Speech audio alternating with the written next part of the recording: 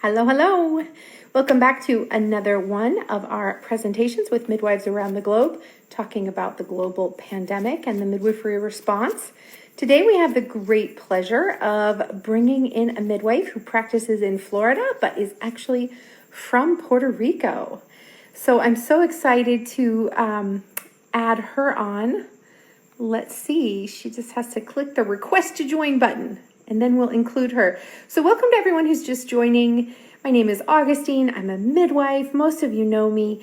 I also run the Birth Business Club and Midwifery Wisdom Collective, and I daily presentations with midwives around the globe. It's really so exciting to share with you.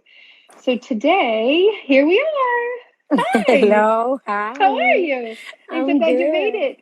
Yeah. Yes. Good morning. And buenos dias for you. It's quite morning. Dias. Yeah, it's nighttime here. I'm 12 hours away. I know, that's insane. Yeah. I know. Here I'm with the sun, and I know it's night there.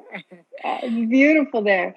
Well, awesome. Well, welcome. I'm so happy to see your face. You look wonderful. Thank you. So, for those that don't know, will you say your name and where you are and where you're from and how you are?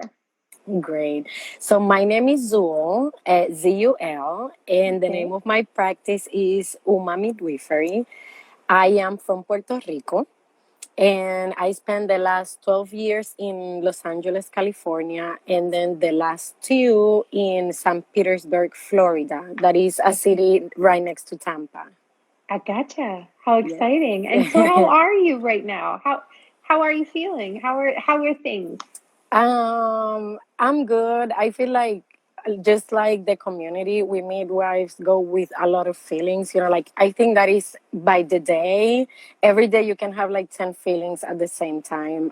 Sometimes, of course, I worry. As a mom, I have children.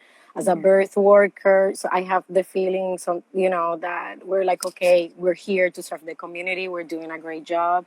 And then other times it's very frustrating because we're receiving a lot of phone calls from a lot of people that we can't help. Yeah. So tell us about that. The pandemic has been going in the United States since, middle of February or so. In Florida, you didn't get a I guess lockdown order, or what's it called in Florida? Yeah, the lockdown order. Yeah. And it didn't come down until maybe just a week ago, right? Absolutely. Yes. But people already, even though that the order came a few days ago, people already were locked down, businesses, schools, everyone was pretty in tune with what was happening. So everyone started taking, their own measures to deal with that in their own way, like hospitals, practices, businesses, schools. Yeah. Okay. And so as a home birth midwife, you started getting calls, as we're seeing across the globe, as women are saying, wait a second, hospitals are sick for sick people. Why am I going into a hospital? So tell us about that. How are you responding? How many calls are you getting? What does it look like? So I will say that I'm getting calls or email requests or people writing on Instagram almost every day. Really?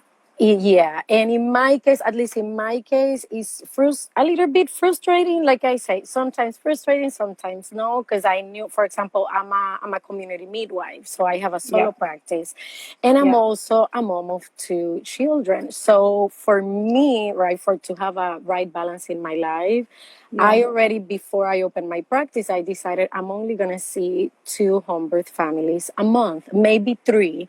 Right. So then when you have but usually you're not going to receive all this amount of calls, right? You can keep it low, or there's other midwives to take them. It doesn't make you feel bad, right? Exactly. But that changed. Now it's different. Yeah, now it's different.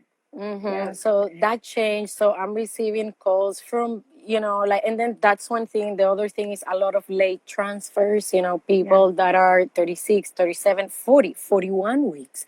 I had a mom that called me and her due date was in 3 days. And then something that I'm seeing a lot of it is that, let's say the partner, the mom, make the phone call, you're talking to her, she's worried, she cried, she's like, I don't want this, I'm committed to this. They go through the process, and then the partner says no.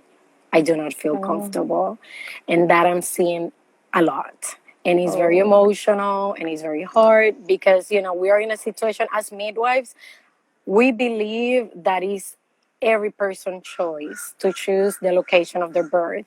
So I'm here, but I can't convince anyone. I can only sit and answer questions. I can't convince anyone. So that have been yeah. extremely And you hard. can't be in their marriage. Like you can't solve Mm-hmm. their marriage problems. Mm-hmm. Oh, that's so Mm-hmm. stressful though for you. I'm Mm-hmm. sorry. Well, so in these last few weeks, as you've been getting these increased calls, have you taken any late transfers? I have. So I Okay. have taken, I mean, for me, the late transfers, let's say, have been 36 weeks. Okay. And I have Uh-huh. so, but we talk a lot, we talk about how that look like, I check their records. So I've been lucky because we work with a phenomenal hospital here, and and a few practices that are very responsible sending Yeah. records. Yeah. The majority of them, not all of them are.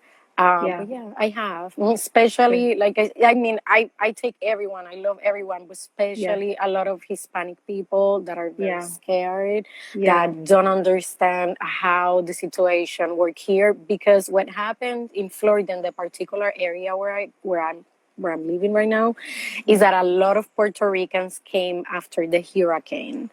And we Right. have a lot of Venezuelans that came because of the political situation. Right. Right. So yeah. And we understand that in the United States, with systemic racism, institutionalized racism, there are folks who already were not getting good care, thorough care. They were not having regular access. But now everything is dialed up. Everything is actually the inequities are increased. So Absolutely. so tell me Hmm. more about, from your experience, what are you hearing, maybe not even from your clients or the calls you're getting, but what are you hearing in your community about maternity care right now? Um, so I haven't actually, we all the midwives were so busy that I haven't specifically talked. We are all in the same boat, like, oh my God, like, are you receiving phone calls? But something that you mentioned that I am hearing and that is heartbreaking is all the phone calls of African Americans, moms and families, talking exactly about what you're saying. And I have sit there, I have cried, oh my God, I have been so angry because they are literally scared. They are like, as a Black woman, if I already have a chance of dying, of Actually, my baby dying, a yeah, 3 to 4 times chance in the United absolutely. States. Oh, Absolutely. Yeah, like I'm gonna be honest, literally all the new clients that I have taken are Hispanic and African Americans. And okay. that are the stories, especially the African American month, because I live in the South. Uh-huh. So the racism here and the way that they treat Black people is very sad. So now it's something of like, okay, wait a minute. So I already Yeah. had a chance of dying. Yeah. Now how this is gonna look like for me. And the other Yeah. thing is like, so here at least, I don't know how it is where you are, but the rule that the hospital have, the measure that the hospital have taken is that you can only bring us one support person, and that person, once they go in, if they leave, they can't come back. Yeah. So now that's something that I'm seeing, for example, because what I'm doing is that, okay, if I can support you, find a doula. Even Right. if this doula can't go inside to the hospital, at least she supports you there. Or then, like a conversation I had with another family, they're like, we have 3 kids. I Yeah. can't, my husband can't leave for 3 days. So this is a mom crying, and we're trying to Mm. figure out, me giving her the questions. I'm like, talk to your doula. She's like, well, my doula says that she only can be there 18 hours. And I'm like, talk to her and see Yeah. how you guys can make a plan, so that if that's your only support person, see if she's willing, and how that will look like. So Yeah. that's a lot of the things that I'm navigating right now. Not necessarily I'm the person that can give you support, but Yeah. it's like, okay, let's look at what other options we have here so that you feel supported. It's so much. I mean, these are just systemic issues, right? I mean, we already had Mm-hmm, systemic mm-hmm. inequities, but now like eliminating support people and limiting support people. And then, of course, what we know that happens with institutionalized racism. Oh, the danger is real. The damage is going to be real. We just saw a report that came out, I guess yesterday. I can't quite today for me, yesterday for you. That showed that there's already evidence that this disease is affecting Black and brown people disproportionately.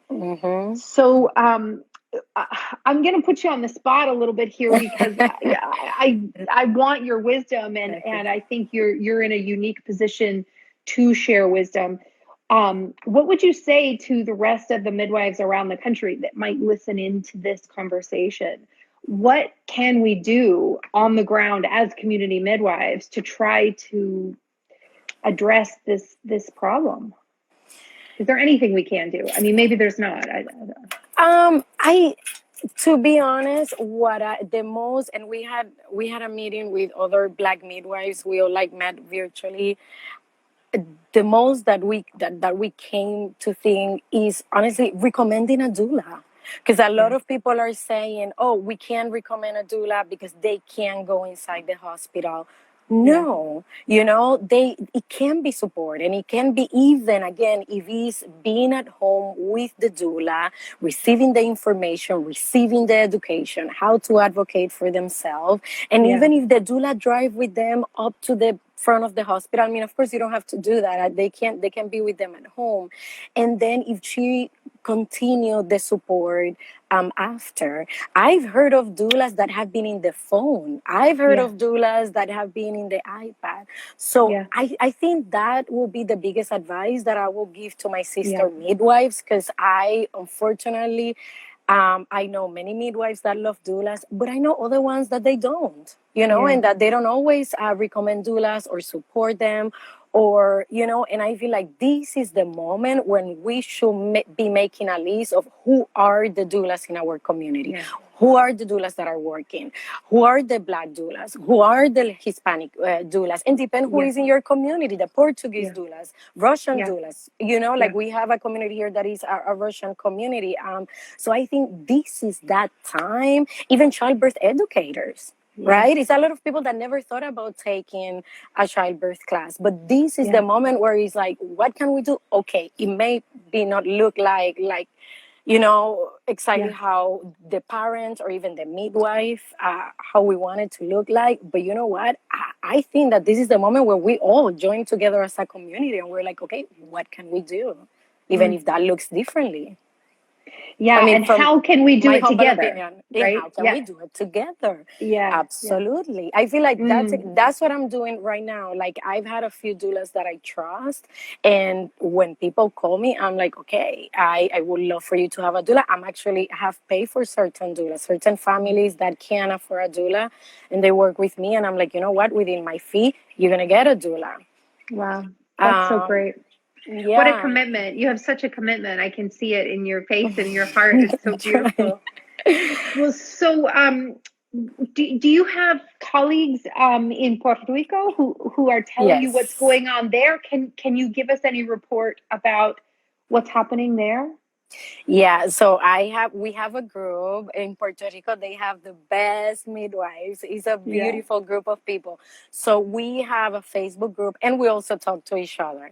They are in the same situation. So people are starting to call, and they are the same thing. They're navigating how to support families. The situation in Puerto Rico is that midwifery is illegal. So it's not legal and it's not illegal. Many places in the U.S. same way. So these have brought, but midwives, they have a powerful voice there. But now they have, between the hurricane, the earthquakes that were happening in the island, that the midwives, they mobilized. They went there with their stuff. They saw people in cars. So I feel like a situation like this have force OBGYNs and people to actually recognize, okay, well, you can have a home birth, like, Yeah. so to actually You use those actually words. need to Yeah. have a home birth Yeah. because we can't help you, right? I mean, that's what's Exactly. happening. Yeah, that's so Exactly. cool.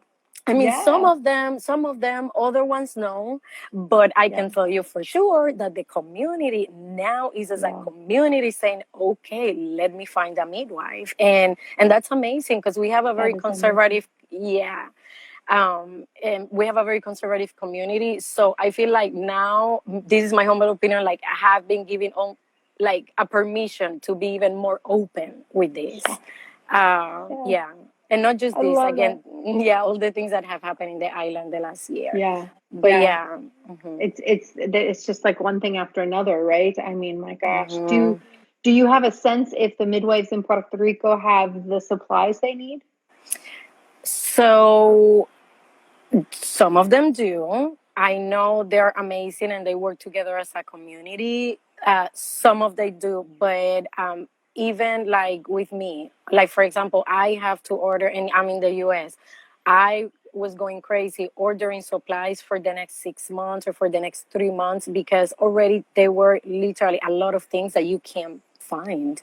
Even a thermometer. Like if you go to Amazon, a thermometer right now is $80, an Oh, infrared thermometer.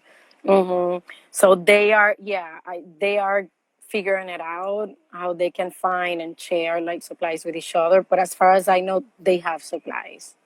okay. And in Florida, you're also having trouble getting supplies. I heard recently that this Amazon ban on certain things, like including bleach, is happening. Like you can't order essential supplies off Amazon, and even in the US now. Oh well, I don't know. I know it's a lot of things that will arrive 2 weeks later or 3 weeks later. Because I was listening to the news, I took it seriously since the very beginning. I'm like Okay. I'm not liking how this looked like. So I Yeah. did have. I will say like I was able to get the stuff by yesterday. I received my last box, but yeah, I've been receiving stuff like through every week something different because they're not, not like before that you could receive it in 3 days. So Okay. yeah, but I Okay. was able. I had to get creative. I guess that's Yeah. that's all what I'm gonna say. I had to get creative to get my stuff from different Well, places. I love that, and Mm. what a spirit you have, and what a passion. I think I read online that you're working on a grant project or something. Am I Uh, correct in this? I'm doing a fundraiser where Yeah. I'm selling T-shirts. Oh, Eh, yes, and that I'm taking the funds of those T-shirts to support to be able to take a family that wants a home birth, and then lately I added to add a doula.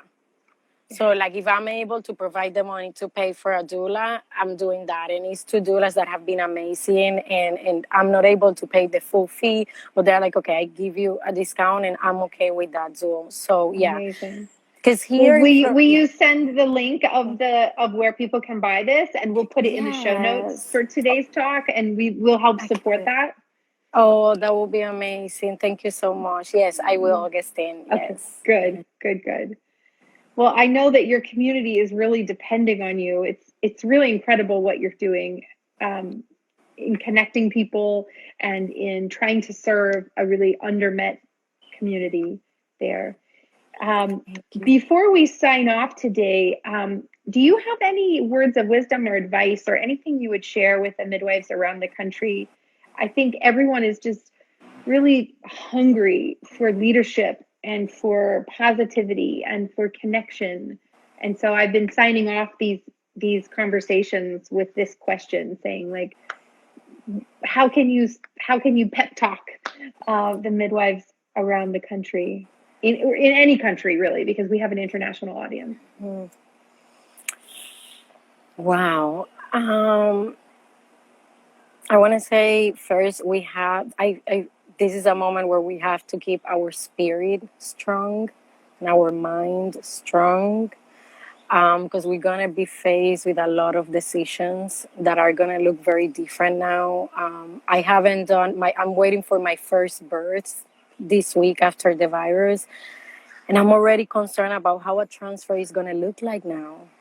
How before it was something like, yeah, it was disappointing, but now I'm taking someone to the hospital where they're afraid to be there because they can get sick. So I think that this is a moment for us to, one, keep ourselves strong and rely on the colleagues that we love and that we trust.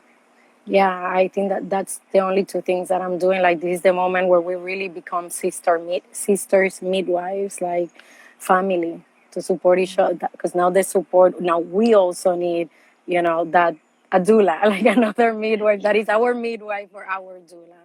Yeah, we do. We need our community so much. Thank you for being a part of our community here at Midwifery Wisdom Collective. I Thank so you. appreciate your wisdom and your connection and your report of what's going on in your community. If things start to change, will you let me know? We'll do another one of these calls. Yeah. If the climate changes dramatically over the next few weeks, I'd love to check in again. Okay, I appreciate that. Yeah, thank you so much for inviting me. Yeah, so thank you. And don't forget that link. I Okay. want to share about your t-shirts. Okay, I will. Okay. Okay, Alrighty. bye-bye. Bye.